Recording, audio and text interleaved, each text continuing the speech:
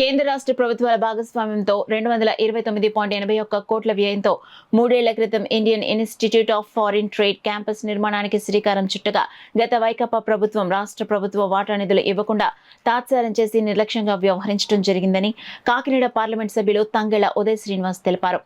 IIFT campus పనులను MP Tangella Uday Srinivas అధికారులతో కలిసి పరిశీలించారు.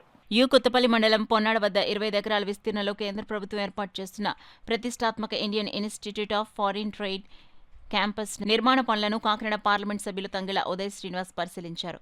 ముందుగానే సంబంధిత అధికారులు గుత్తేదారుతో కలిసి క్యాంపస్లో నిర్మాణంలో ఉన్న తరగతి గదులు, హాస్టల్ భవనాలు, ల్యాబ్తో పాటు ఇతర విభాగాలు పరిశీలించి పలు సూచనలు చేశారు. ఈ సందర్భంగా ఎంపీ ఉదయ్ శ్రీనివాస్ మాట్లాడుతూ కేంద్ర రాష్ట్ర ప్రభుత్వాల భాగస్వామ్యంతో 229.81 కోట్ల వ్యయంతో 3 ఏళ్ల క్రితం క్యాంపస్ నిర్మాణానికి శ్రీకారం చుట్టగా గత వైసీపీ ప్రభుత్వం రాష్ట్ర ప్రభుత్వ వాటా నిధులు ఇవ్వకుండా తాత్సార్యం చేసి నిర్లక్ష్యం వ్యవహరించడంతో కేవలం 20% పనులు మాత్రమే జరిగాయన్నారు. ఈ దశలో కూటమి ప్రభుత్వం అధికారంలోకి వచ్చిన తర్వాత తాను వ్యక్తిగతంగా దీనిపై దృష్టి సారించి ఎప్పటికప్పుడు పర్యవేక్షించడంతో పాటు కేంద్ర రాష్ట్ర ప్రభుత్వాలు సహకరించడంతో ఏడాదిలోనే 80% పనులు పూర్తి చేయడం జరిగిందన్నారు.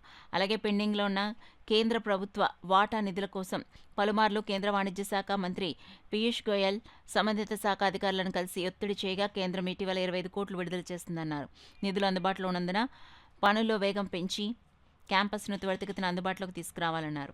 కేంద్ర రాష్ట్ర ప్రభుత్వాల పెండింగ్ నిధుల కోసం తన వంతు ప్రయత్నం చేస్తారని ఎంపీ ఉదయ్ శ్రీనివాస్ తెలిపారు. క్యాంపస్ నిర్మాణానికి సహకరిస్తున్న ముఖ్యమంత్రి చంద్రబాబు నాయుడు, ఉప ముఖ్యమంత్రి పవన్ కళ్యాణ్, కేంద్ర వాణిజ్య పరిశ్రమల శాఖ మంత్రి పీయూష్ గోయల్కు ఈ సందర్భంగా ఎంపీ ఉదయ్ శ్రీనివాస్ కృతజ్ఞతలు తెలిపారు. మన కూటమి ప్రభుత్వం వచ్చిన తర్వాత దీనికి అడిగిన నిధులన్నీ కూడా నిధులు లేక ఆగిపోయిన ఐఐఎఫ్టీని నిధులు ఫ్లో తీసుకొచ్చి నిధులు తెప్పించి కూటమి ప్రభుత్వం డబుల్ ఇంజిన్ సర్కార్లో అంటే కేంద్రం నుంచి రావాల్సిన నిధులు అలాగే స్టేట్ నుంచి రావాల్సిన నిధులు కూడా తీసుకొచ్చి సుమారు ఈ ప్రభుత్వం వచ్చిన తర్వాతే 30%లో ఉన్నది 80%కి ఒక సంవత్సరంలోనే పూర్తి చేసే దిశగా ముందుకెళ్తూ ఇంకా బ్యాలెన్స్ రావాల్సిన నిధులను కూడా తీసుకొచ్చి అంటే కాంట్రాక్టర్స్ కూడా వాళ్ళకి పేమెంట్స్ తక్కువ వచ్చినా సరే ఇంకా అడ్వాన్స్ స్టేజ్ ఇంకా కన్స్ట్రక్షన్ వచ్చేసి వాళ్ళ ఆపకుండా కూడా ఈ ప్రభుత్వం మీద ఉన్న నమ్మకం కన్స్ట్రక్షన్స్కైనా బిజినెస్ మ్యాన్స్కైనా ఎలా ఉన్నదనేది దీన్ని బట్టి తెలుస్తుంది. బిల్స్ లేట్ అయినా పర్వాలేదు ఈ ప్రెస్టీజియస్ ఇన్స్టిట్యూట్ కన్స్ట్రక్ట్ చేయాలని చెప్పి SRR constructions through NBCC and IIFT all the stake holders in this institute prestigious institute ని చాలా వేగవంతంగా పనిచేస్తున్నారు.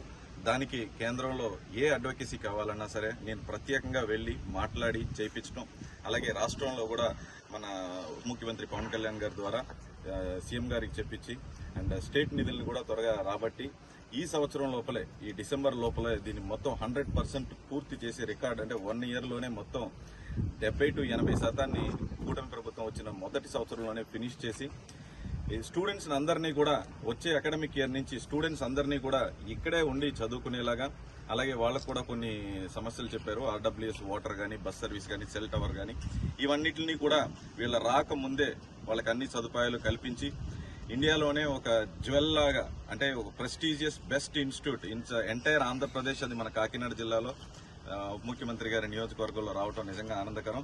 దీన్ని కంప్లీట్ చేసి the best example for the entire country లాగా మాత్రం దీన్ని ఫినిష్ చేస్తాం. దీనికి అందరం కలిసికట్టుగా పనిచేస్తాం.